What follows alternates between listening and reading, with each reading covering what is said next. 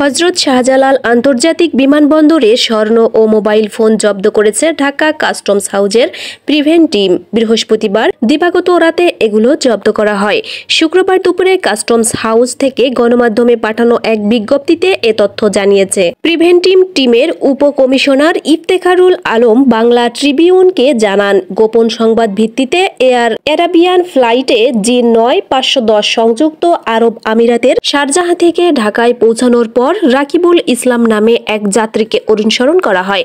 পরে 1 কেজি 14 গ্রাম স্বর্ণ জব্দ করা হয়। তার মোবাইল ফোনের কাভারের নিচে বিশেষভাবে লুকানো ছিল। তিনি বলেন, পরবর্তী সময়ে আরেক অভিযানে ব্যাগেজ স্ক্যানিং করে লুকানো অবস্থায় 98 গ্রাম স্বর্ণালংকার সহ 52টি mobile phone, iPhone, Samsung, Huawei এবং গুগল ও 2টি ল্যাপটপ উদ্ধার করা হয়। আইনানুগ নিষ্পত্তির জন্য উদ্ধার হওয়া মোবাইল ফোন ও ল্যাপটপগুলো সাময়িকভাবে আটক করা হয়েছে।